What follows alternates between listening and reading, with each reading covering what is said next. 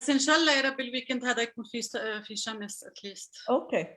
Good evening, everybody, and welcome to the 12th edition of ALFILM. I am Pascale Fakhry, the artistic director of the festival, and I am very happy to be moderating this evening film talk on 200 meters. We were able to bring you 200 meters and this talk in cooperation with the Rosa Luxemburg Stiftung. It is the opening film of the festival. It is also its German premiere. And I am delighted to have with me this evening Ameen Nayfeh, the director of the film. Good evening, Ameen. Good evening. Good evening.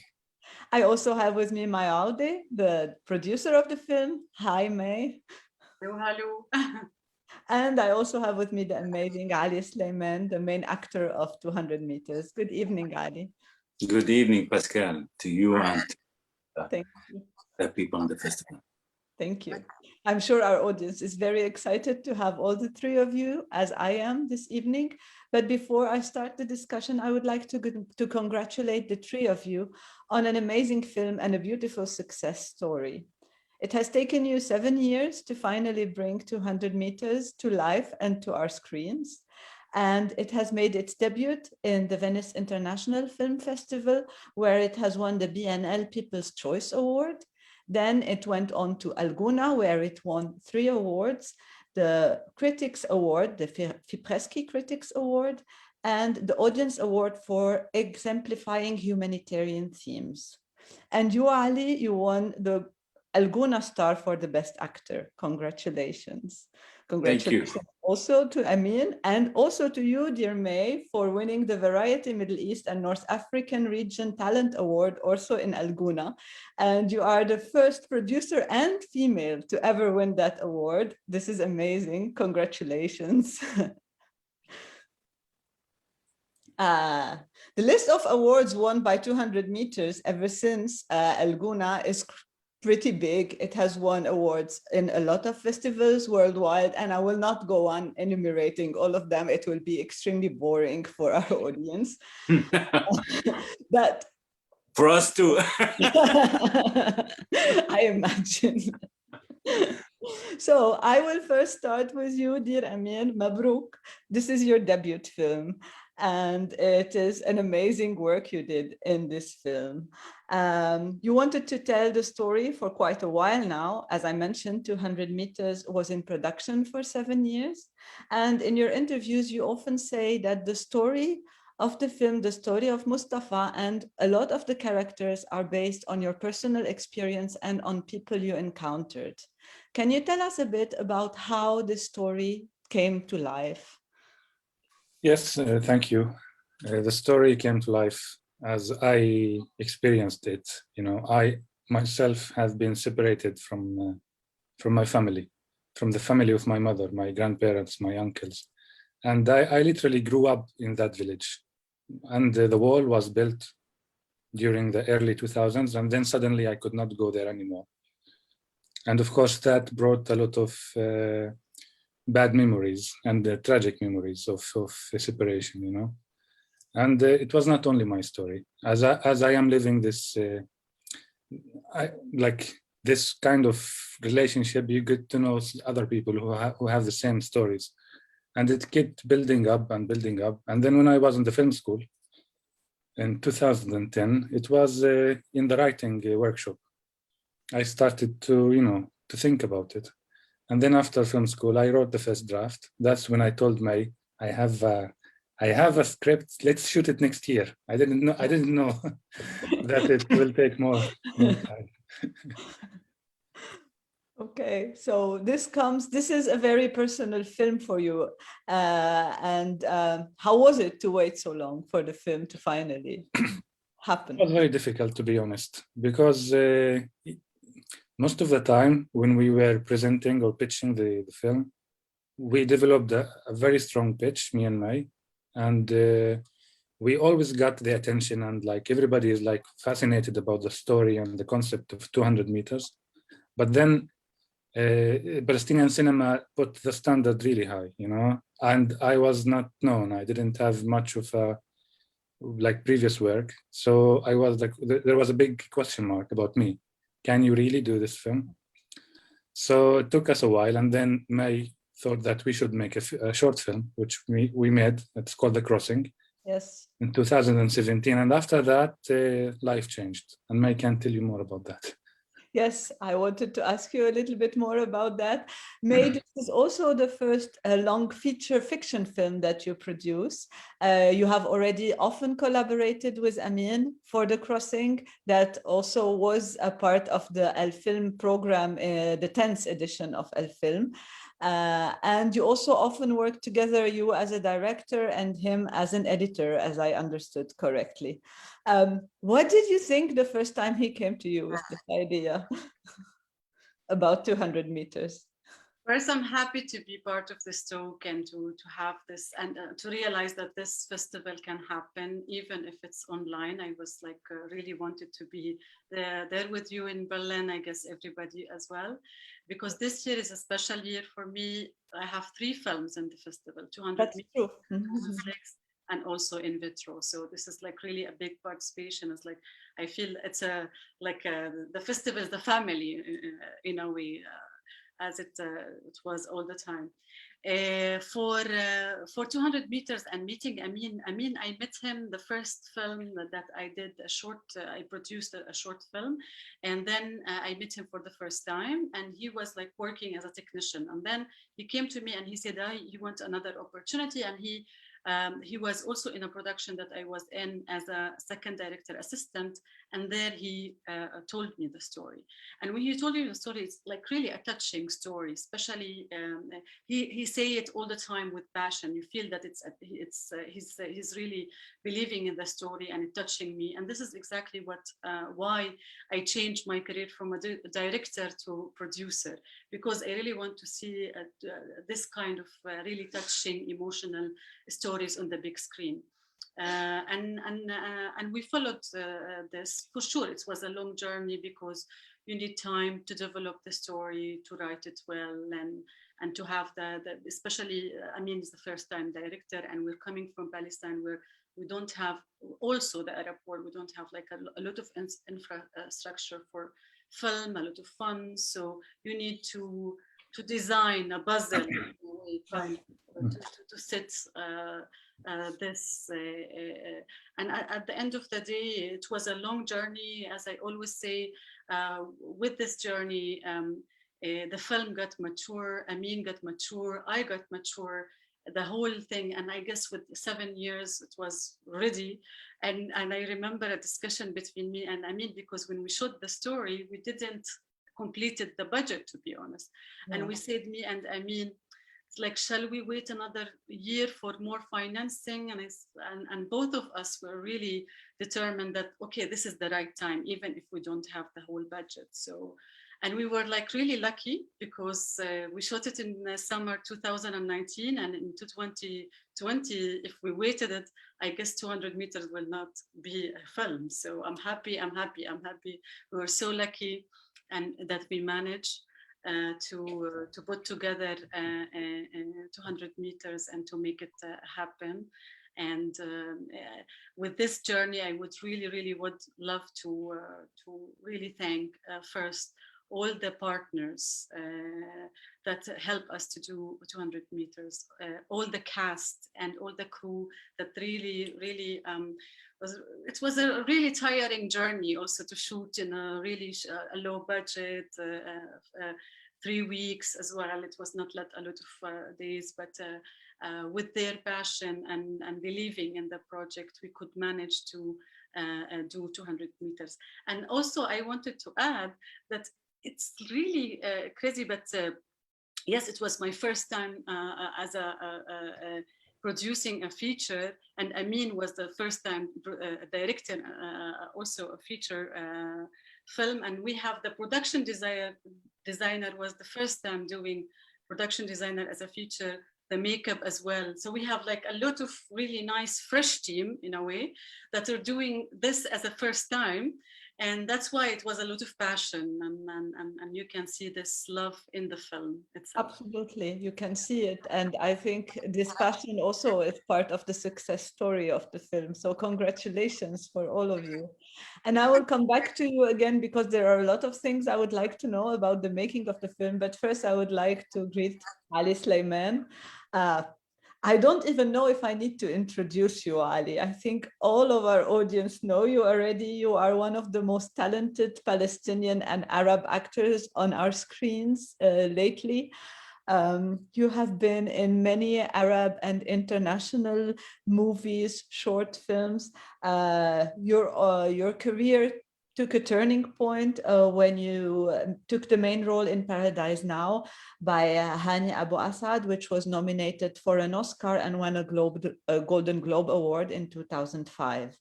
But even though you have a very prestigious career, you do not hesitate to support and to be present in smaller production, in short films.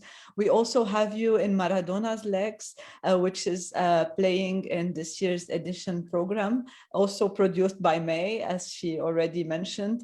I will ask you the same question as I asked May. What made you want to do this film when you first read the script?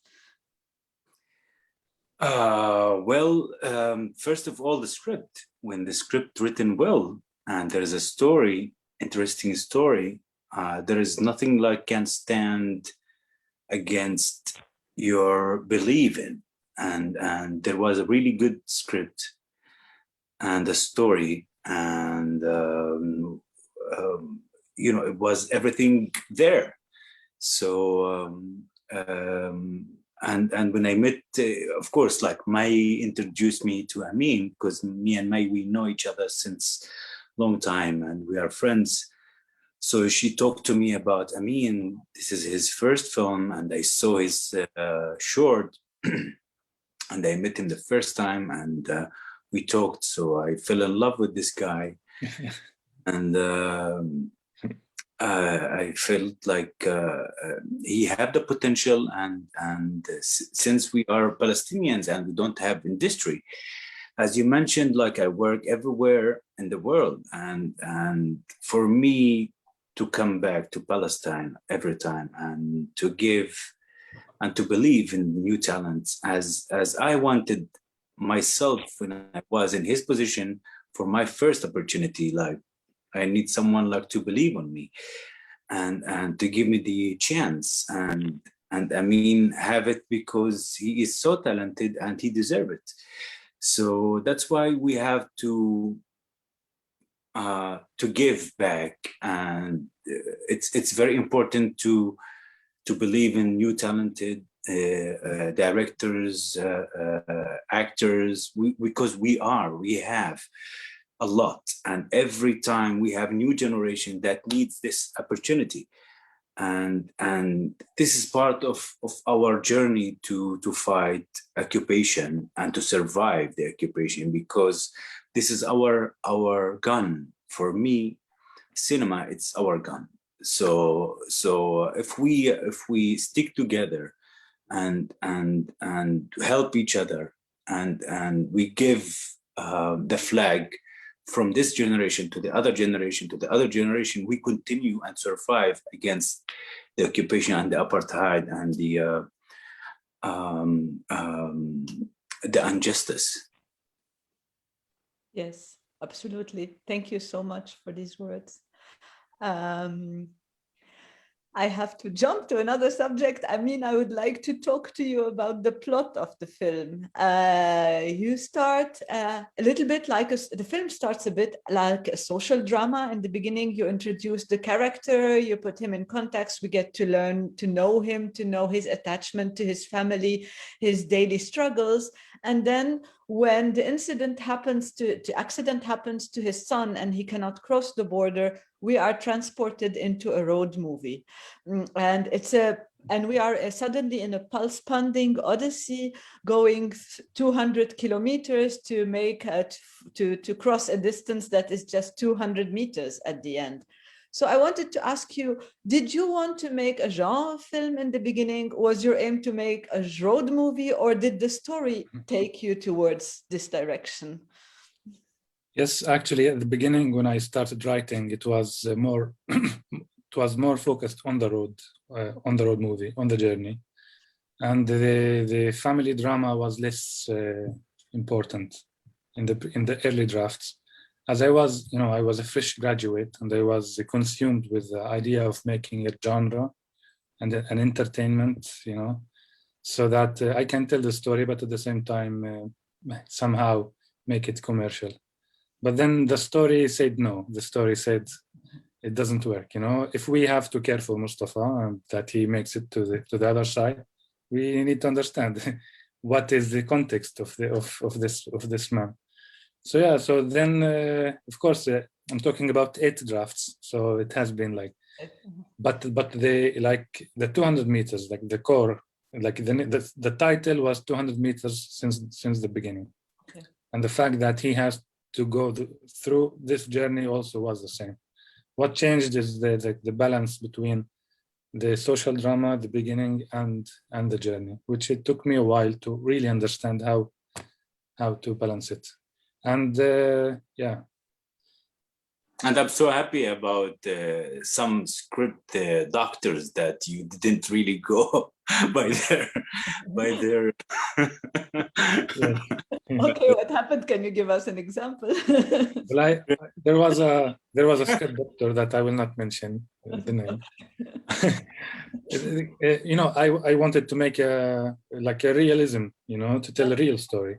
Yeah. And the suggestion from that doctor was to create characters that don't really belong to the story, like an old man who wants to he has like a terminal illness, and he wants to cross to the other side to die in the land where he was kicked out. Okay. Or like this is like doesn't work.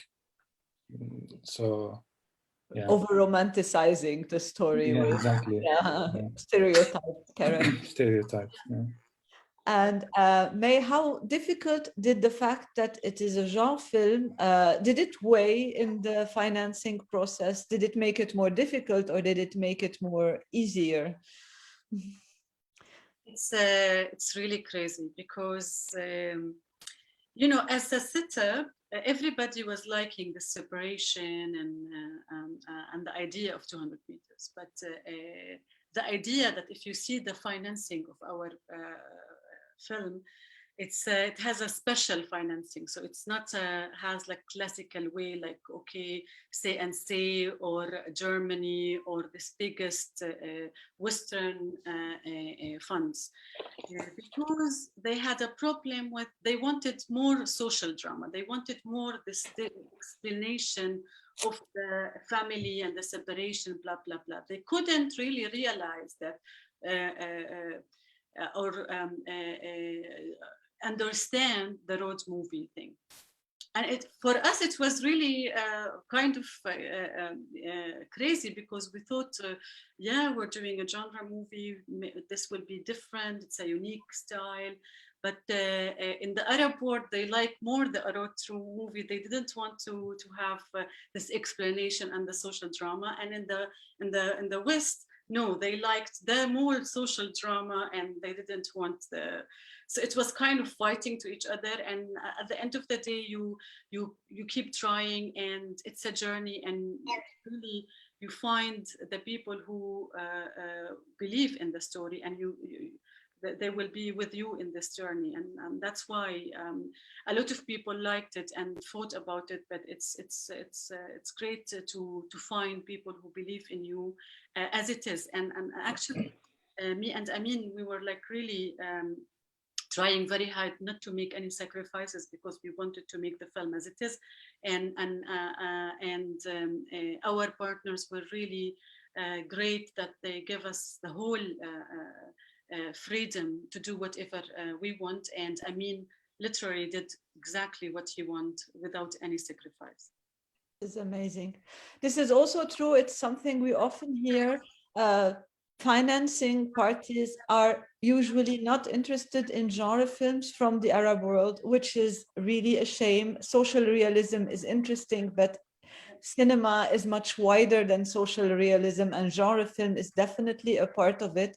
There are more and more genre films from the Arab world coming through. We have this year a spotlight on this matter, and we as a festival and as an audience are really excited about this change, and we will really like the fact that these films are happening, like 200 meters, and that we really hope that we will see more genre films and quality genre films coming from the Arab region.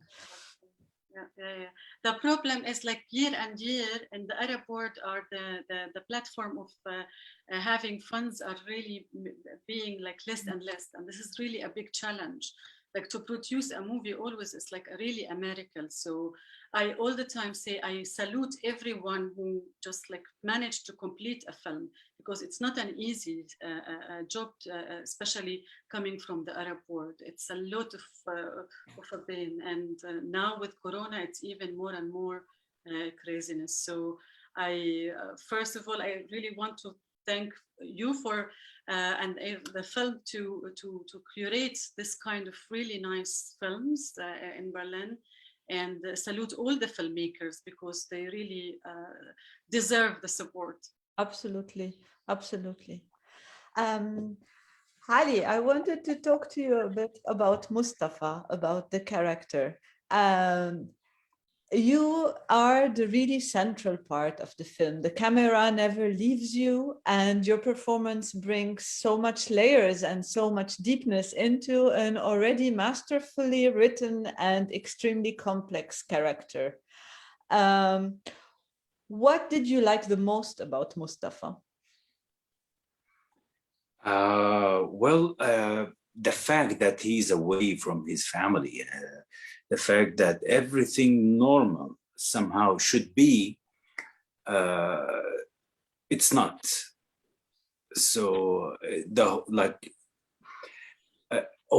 every obstacle that he need to face every day, and to see his kids, this is very elementary thing. So the fight and determinate, and that he's not giving up, and he have hope always. So it have a lot of colors inside this simple man, that he needs to live simply. He don't want to be a prince. He don't want to be a rich man. He don't want to be anything. He just want to live with his family. So that's what I like about the whole journey of Mustafa, to reach his family and his kids, his wife, his love, and this is all about. That's what I like the whole movie about when I read it, because I saw it's a very simple, and without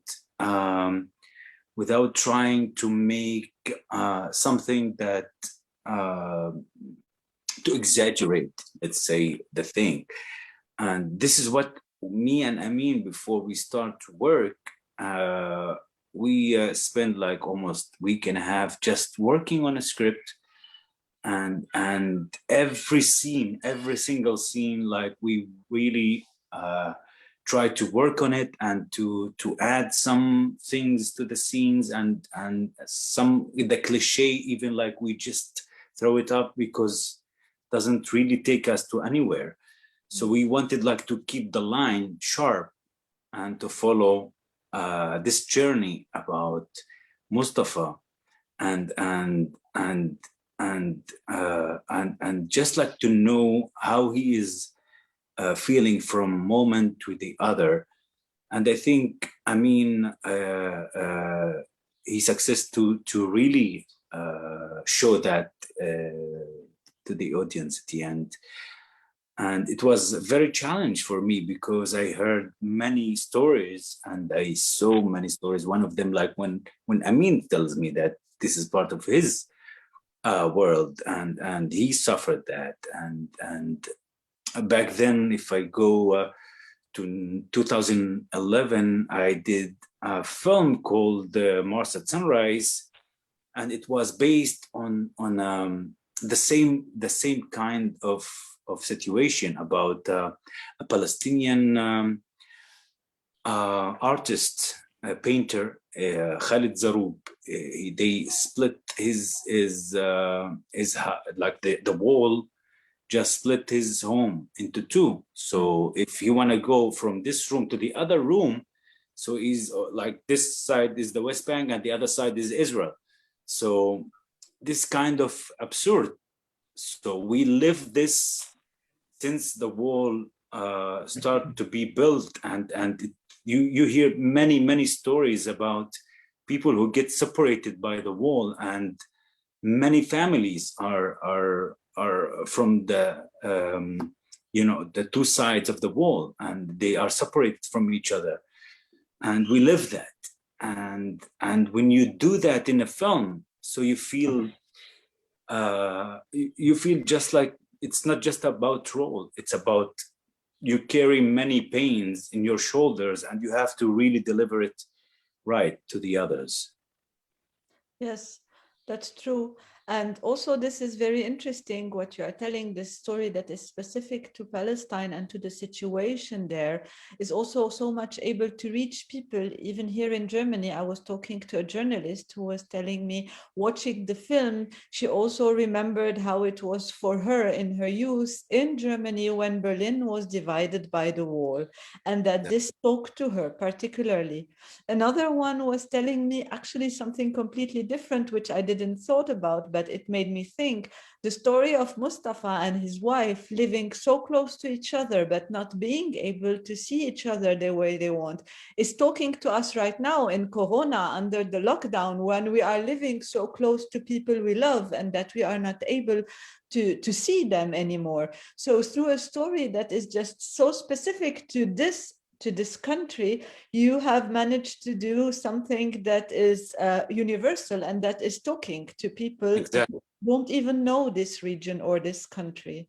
Exactly. It's unbelievable. The timing of the Corona comes with the film, with the launch of the film. And this is really as you describe it, because when we really run through the Corona, we alienated from each other, even like at home, like we separated from each other. And this is the thing, we are living this every day before the Corona since like 70, more than almost like 100 years old, 100 years. And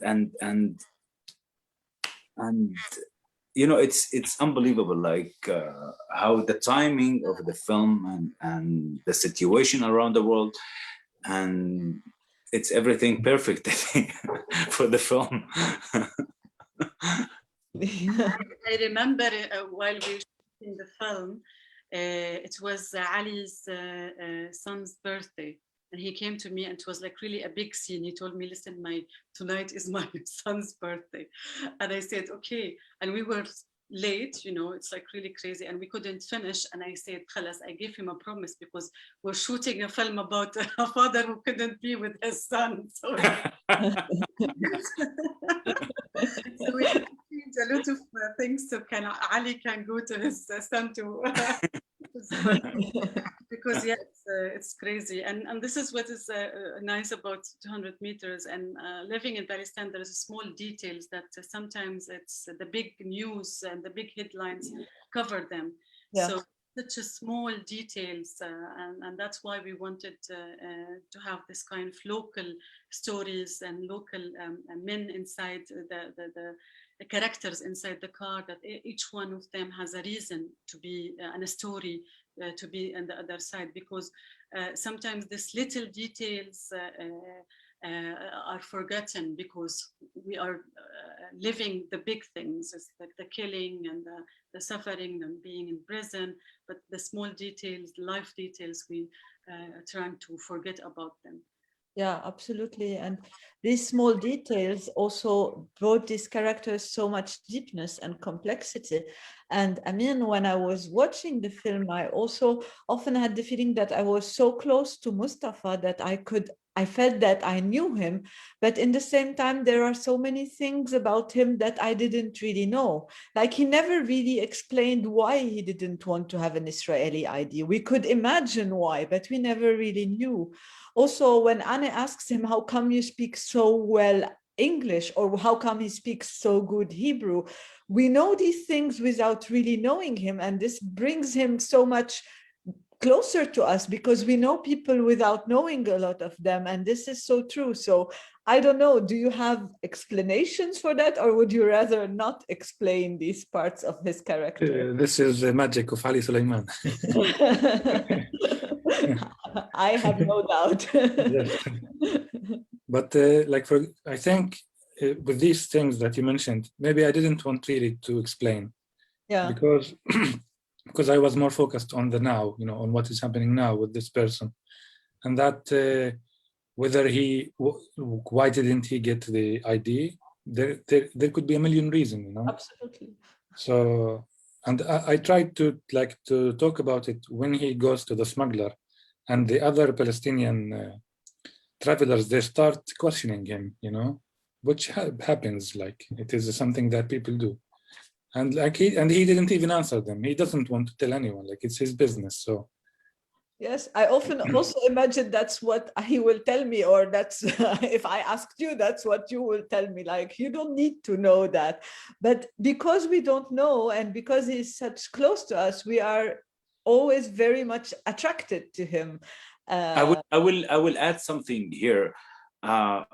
But the thing is, before the wall started to be built, there was an option that you can get the ID. And yes. Mustafa, back then, he could have it if he asked for it. But when the wall started to be, and the separation, it becomes an apartheid separating us from each other, and there was difficult, even like the couples who have married and they have kids, it's not allowed to get an ID.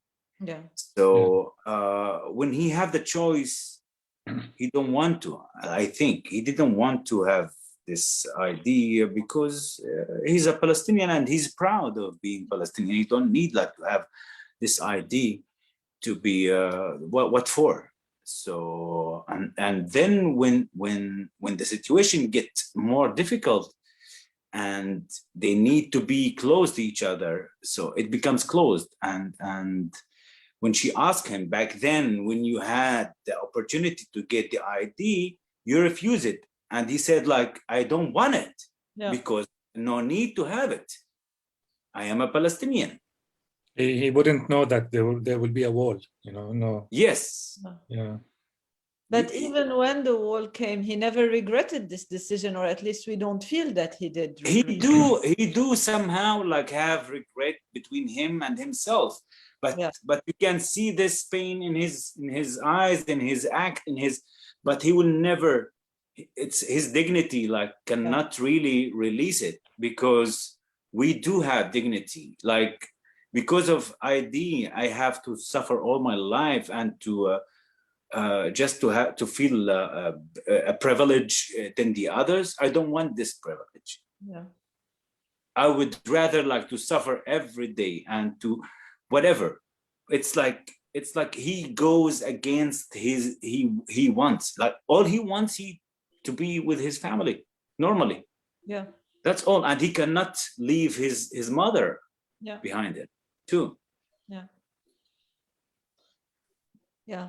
Talking about the wall and these difficulties, how difficult was it to shoot the film? Because you did shoot in the checkpoints. I mean, these are scenes from real checkpoints. You did shoot mostly in the West Bank. So how difficult was this part of the film?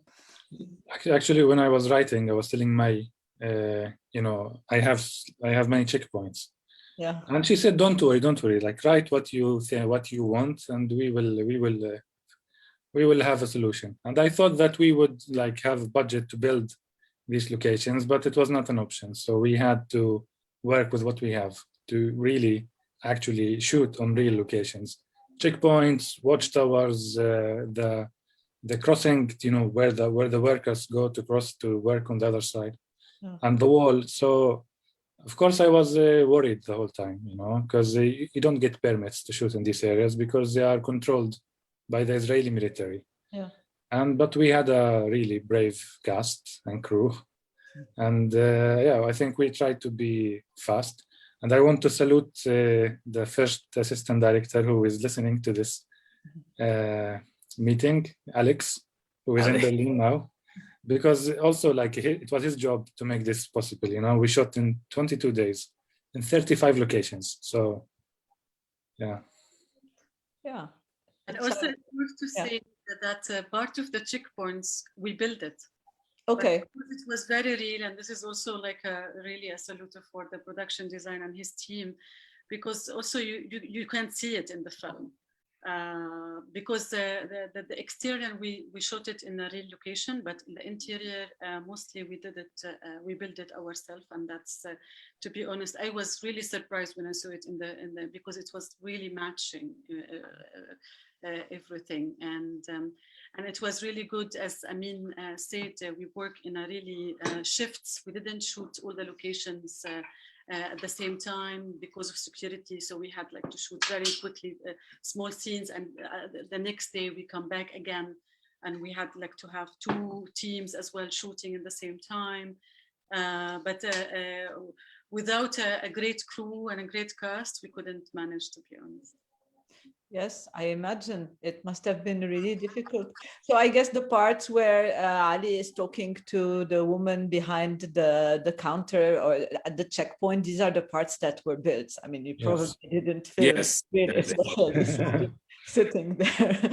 Okay. But I'm really happy that many Palestinians who saw the film, they thought we went inside and we shot at the real location, because it really matches, you know, especially for the people who knows the place. So the production designer did a great job too. Congratulations. Thank you. Yeah.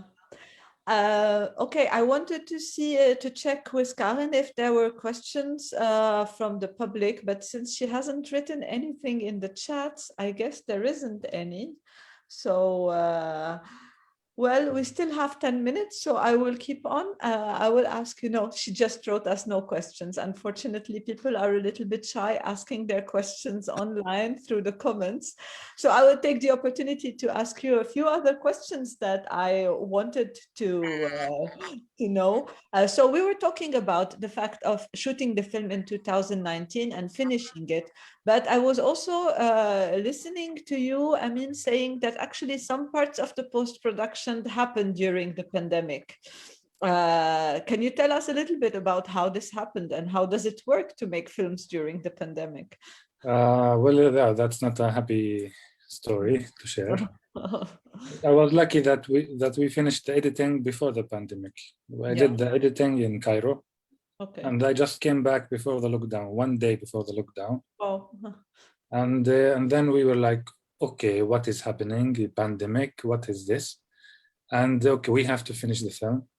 So I worked in this room, in the same setting, the same place where I am now, with the sound designer, with the sound mix, with the color correction, with the music, and you know.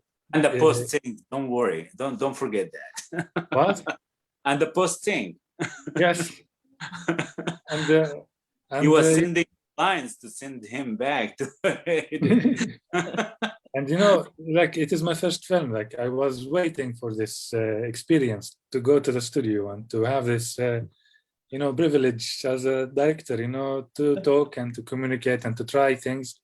And I was sitting behind my screen and listening to the sound design on my headphones, you know. It's like, so when we went to Venice finally, it was the first time for all of us to watch the film on the big screen, color corrected, and with the sound mix. And I was taking notes because it was not the way I wanted it to be. Well, I imagine working on color correction through your own computer screen, it's really not optimal. I mean. Yeah. Well, we did fix some stuff after Venice. Afterwards, yeah, I imagine. But how is the situation now in general in Palestine with producing films during the pandemic? Are there films being produced today? Actually, I was filming a film with Hani Abbasad during the pandemic, the first wave actually, and we stopped for 4 months, and then like it was difficult. Like we keep going when we heard the pandemic coming, and then there was a lockdown, so we couldn't really shoot for a while, and then we come back after 3 months to continue the shoot. Yeah. That was really difficult. Yeah. Yeah, it's crazy. Everything, actually, the cultural scene, and especially also the cinema industry, got like really affected by the pandemic, especially in Palestine. Unfortunately, in Israel now, the situation is getting better because most of them, they got vaccinated. But in the other side, we are really living very close by. 70% get vaccinated, only 30% not. The Palestinian situation is still like really critical, and this is what really apartheid means, that like they got the vaccine for themselves, and they couldn't even like think about the people who occupying like. So it's like really crazy. So now, little by little, inside the 48, like in Nazareth and in Haifa, they are trying to start shooting, and in Jerusalem as well, even with people who got vaccinated, because not everybody got vaccinated. And in the West Bank and in Gaza, I guess some small short films managed to be done with like really extra money, with extra healthcare. But I guess talking about feature film, I guess I don't think that this will happen in the West Bank and Gaza in the few months. I guess what will happen, maybe it's gonna be in Jerusalem and in 48. Well, in an already difficult situation, the pandemic is really not making anything easier. We have a question from the audience. So a question to you, Ameen. How did you choose the German actress, and how was it to bring her on board? Well, the German actress. We started looking through some agencies, and then I was sitting with a German friend, and telling that I'm looking for an actress from this age. And she suggested Anna, and I was in Berlin then, and I had the chance to meet with her and to talk about the story, and she was very enthusiastic about it. And I think what was very good is that she has never been to Palestine or to the Middle East in her life. Okay. So she had a fresh, take.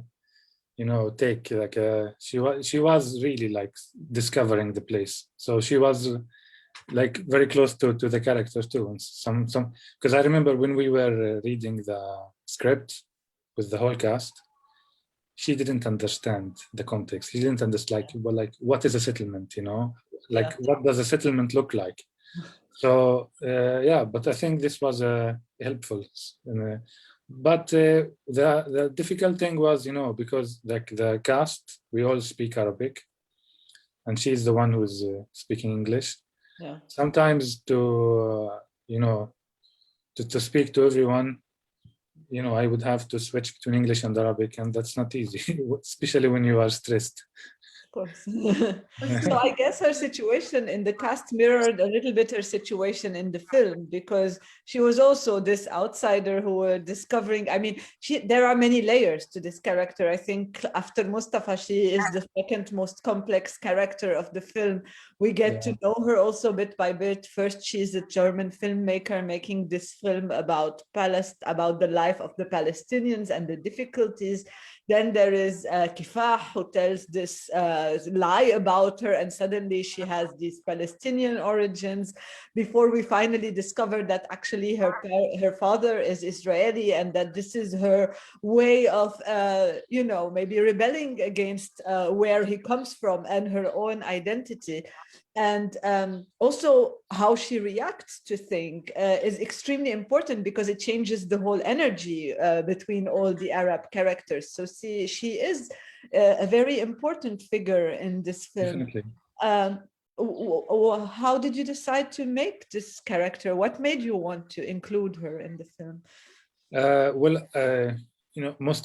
All of the characters in 200 meters are coming from real life, including this character. It is a story that I know of, and I adapted it to 200 meters, because at the beginning, to be honest, I was looking for a character to help me navigate through the story. to add some complexity and to answer some questions. But then as I was rewriting draft after draft, I discovered that she has more to give and more layers and more importance. And Okay. yes, a lot of people ask us, maybe you put her because of a fund or a Western. Of course not, no. We didn't get any fund from Germany first. It's like it's as Ameen said, we really wanted to with her to she, like an outsider eye to explain more and to discuss things that a local would never ask. Yeah. People will never be surprised of a checkpoint or a settlement or something. We wanted someone who completely outsider and to ask the question and through her reaction and the Palestinian reaction on them to know more. I one of the scenes that I really like that when she asked him, okay, what is settlement? And this Palestinian, he actually say like Wikipedia, because we all the time trying to explain, like we know it by heart now, and it's like saying, okay, but no, this is encyclopedia. I just want, and this is very important for us. And we didn't change her like a nationality of the funders of the film. No, we wanted her a German because it's a story. And as Ameen said, it comes also from a true story that he experienced. So that's why we wanted to show it in the film. Yes. Unfortunately, Anna couldn't be with us tonight. Yeah, it was planned. We were wondering at a point if she would be able to join us. Well, we send you our greetings and we tell you congratulations, Anna, for this beautiful role you played in 200 meters. And before finishing this amazing panel and very interesting, I wanted to finish by asking you, what are your future projects, each one of you? Ali? Do you have a plan for a film? Well, I have many to come projects. I hope.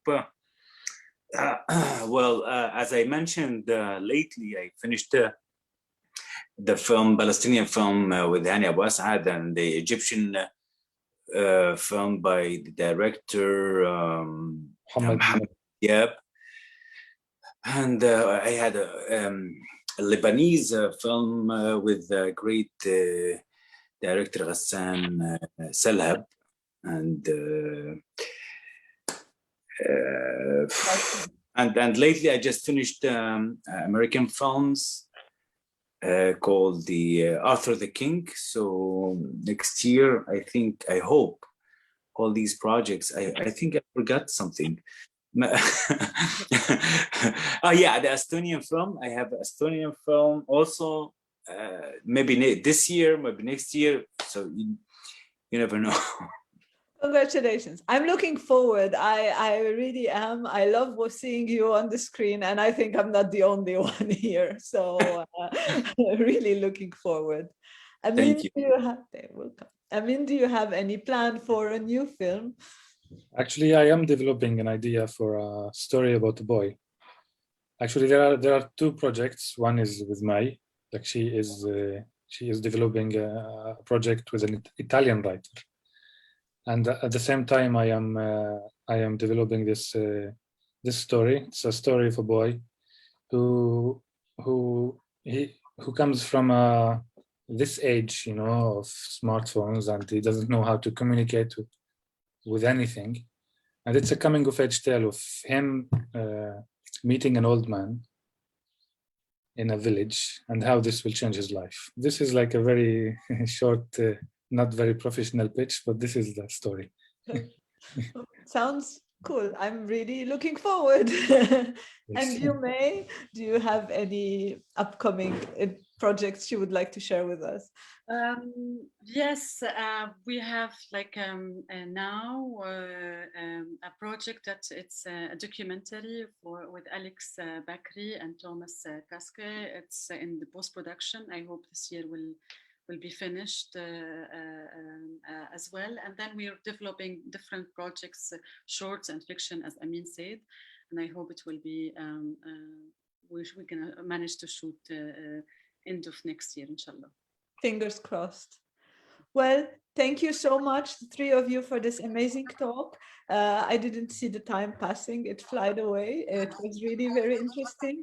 I'm really happy to have you here. I wish that soon we will be able to have another talk on another film with an audience in the cinemas, and that we can resume the normality that we are missing so much. And to you, ALFILM's audience, I hope you will join us tomorrow evening for another film talk with Mariam Touzani on her film Adam, also on ALFILM's Facebook page at 7 o'clock. Goodbye, everybody.